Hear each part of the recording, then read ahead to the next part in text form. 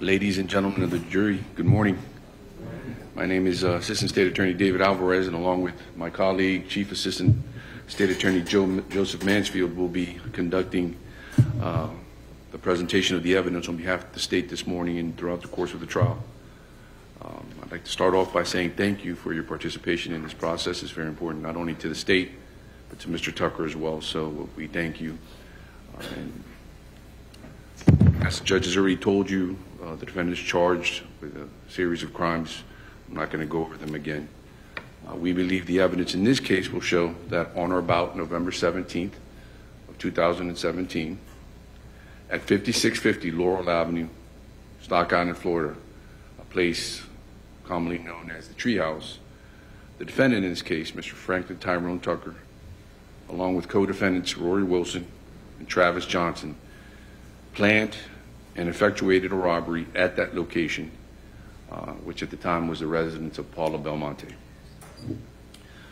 On said date, at approximately 7:45 or a little bit before there, these three individuals, and you'll hear testimony of this, the evidence will show this, that they actually spoke about how they were going to effectuate and pull off this robbery.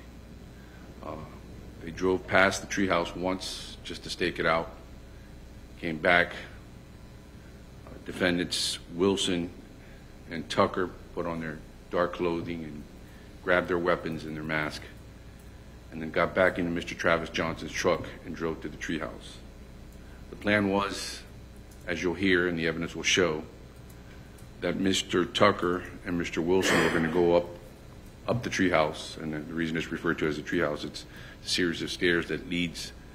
I don't want to describe it as an apartment, but it's a place where people could sleep. It had tarps over it. It really didn't even have roofs. And I believe the victims in the case, Ms. Belmonte and Mr. Raggett, will explain that in detail, as well as some of the deputies that you'll hear from.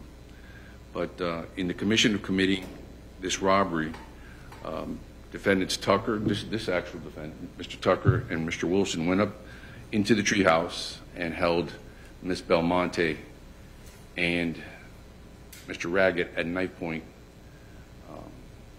Ms. Belmonte was held at knife point with a knife to her throat. During the commission of this robbery, her throat was slashed, and you will see pictures of her injuries during the course of this case. The state is going to be introducing photos of that. Mr. Raggett was also held at knife point. He was beaten, punched several times. He'll actually testify that he was knocked back into a tarp. At this time of the year, I believe in November, it wasn't quite fully dark yet. It was dusk, the sun was setting, but they were able to discern that the alleged perpetrators were coming up the stairs, and eventually what happened. In the process of committing this alleged crime, obviously in fear of their lives, Ms. Belmonte and Mr. Raggett were screaming in fear for their lives, and unfortunately, the crimes didn't stop there. A neighbor, Mr. Matthew Bonnett, heard the screams and decided to render aid, or at least try to assist in somehow. As he was coming up the stairs, the evidence will show that Mr. Tucker and Mr. Wilson confronted him. There was a struggle that ensued, and Mr. Bonnett was stabbed numerous times and eventually died from these injuries. The defendants then fled the scene. Defendant Johnson, who was waiting in his dark-colored pickup truck, the getaway driver, noticing that there was a commotion going on, decided to leave his two accomplices and drives away.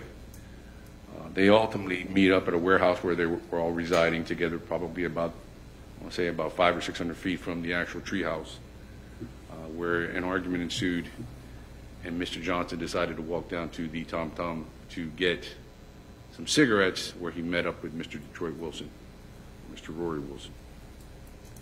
You're going to hear from numerous witnesses during the state's presentation, and shall be presented with numerous exhibits of evidence for your review and consideration in this case. Ladies and gentlemen of the jury, the state is absolutely confident that at the conclusion of this matter, you will find that the defendant, Franklin Tyrone Tucker, is guilty as charged in the indictment and the amended information. Thank you.